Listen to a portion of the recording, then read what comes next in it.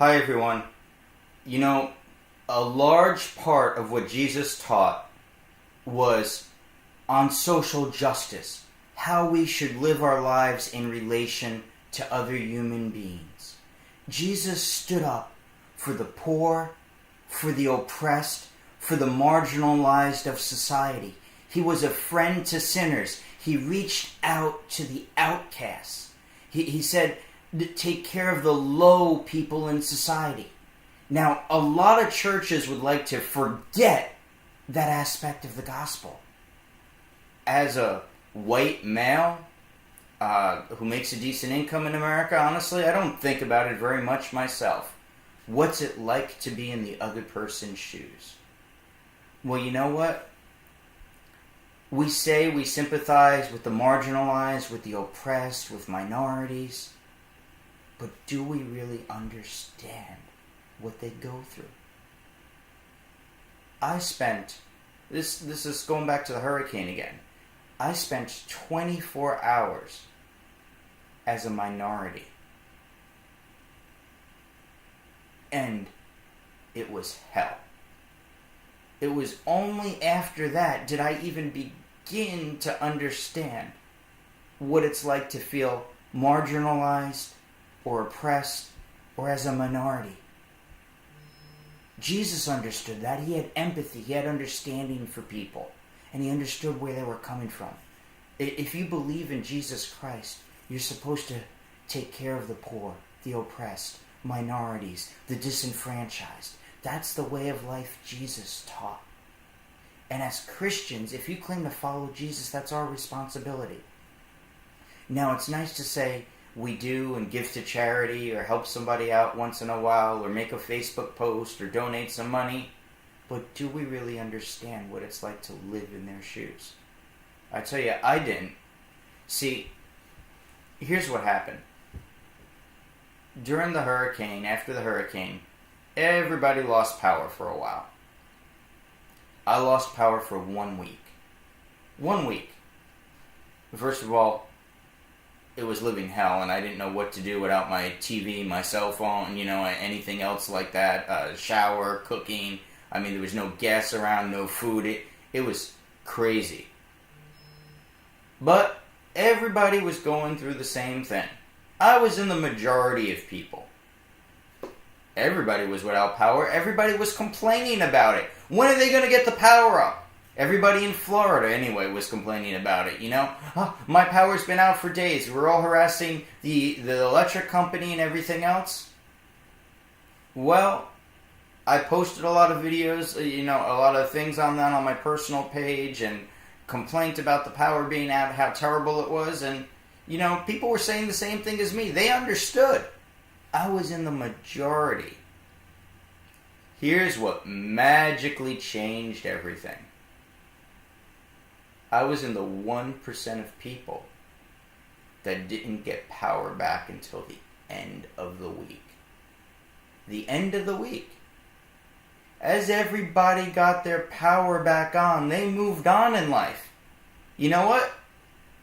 I got the usual, oh, I'm sorry for you, oh, too bad, hope it gets turned on soon. That's what I say to disenfranchised people. Oh, I feel sorry for you. Oh, tough luck, basically. Oh, I understand. Or I'll pray for you or something like that. But it wasn't understanding anymore. They were moving on with their lives. There was no real offers of help or assistance or understanding of what I was going through because they had their power back.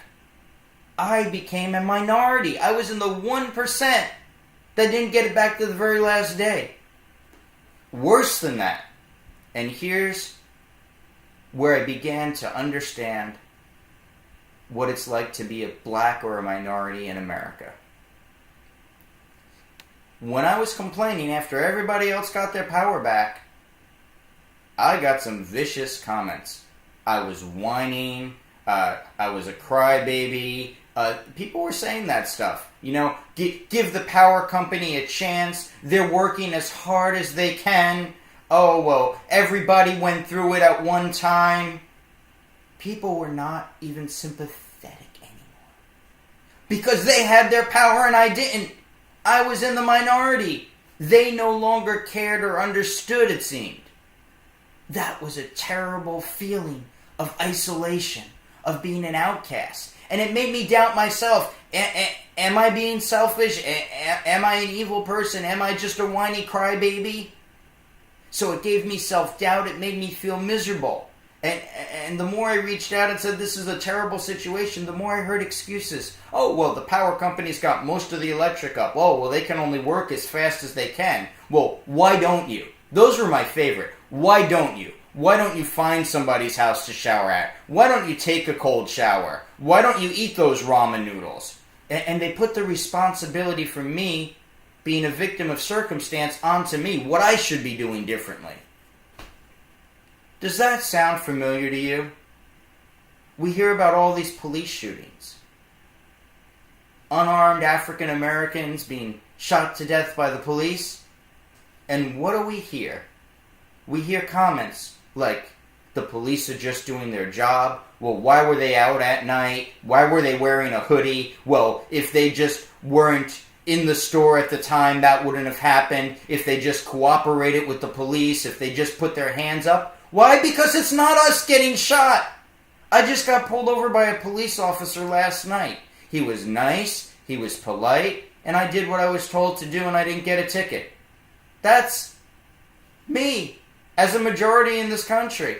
You know, that's me being a white guy in society with a decent job and a decent car. That's how I get treated. That's not how somebody in the inner city or a black person or even a youth gets treated when they get pulled over by the police. See, we like to make excuses for why somebody is oppressed, why things are unfair, and we don't like to reach out or we don't like to understand where they're coming from. And how many times do you hear, whoa, they were robbing the bank, or they were high on drugs, or they were high on pot? Does that matter if they were shot by the police in an unjustified way? If somebody isn't working as much as they should be, does it matter that they're collecting a food stamps or a welfare check? You know, if somebody's HIV positive, does it matter that they slept with a bunch of people? See, it's not us, so we don't care. We don't understand. We make excuses and we shift the responsibility to them, instead of caring about and reaching out to the marginalized, to the oppressed people, to the outsiders, to the outcasts, instead of following what Jesus Christ would do and being their friend and reaching out and helping them. We either give them fake sympathy. Oh, I feel bad for you. Oh, I'll pray for you. Or we talk about it, but we don't really understand what they're going through. Or worse, we hold them responsible for their circumstances instead of having the compassion and the decency of Jesus Christ. So I'm telling everybody that claims to be a Christian, if you are a follower of Jesus Christ, that's what it means to be a Christian. You have a responsibility to follow his teachings. He talked about caring for the poor, caring for the oppressed, caring for the underprivileged. He reached out to the outcasts, to those that were not socially high. He always went after the minority. There are story after story in the gospel of where Jesus took the time to reach one person in a crowd, or somebody that had messed up in life or even wasn't doing the right thing. He took the time to reach out and care and to relate to them on their level, to understand. That's your responsibility. If you claim to be a Christian, you claim to follow Christ, which means he is your role model. And you have a responsibility to reach out and fight for anybody that's marginalized, anybody that's a minority, anybody that's being bullied, anybody that's being oppressed, whether it's a homeless person, whether it's a transgendered person, whether it's a black person, whether it's a Muslim person. You have whether it's a poor person, whether it's a single mom, whether it's somebody that's gotten in trouble, whether it's a repeat felony offender, whether it's somebody that's been a criminal and done terrible things. You have a responsibility to put yourself in their shoes, to reach out to them, to understand, to care for them, to fight for the oppressed, to take care of them, because that's what Jesus did. That's what our leader did. Remember that, everyone. And try to think, what would it be like if I was in the minority? 24 hours of me being a minority without my power back on does not compare to being black in America on a daily basis.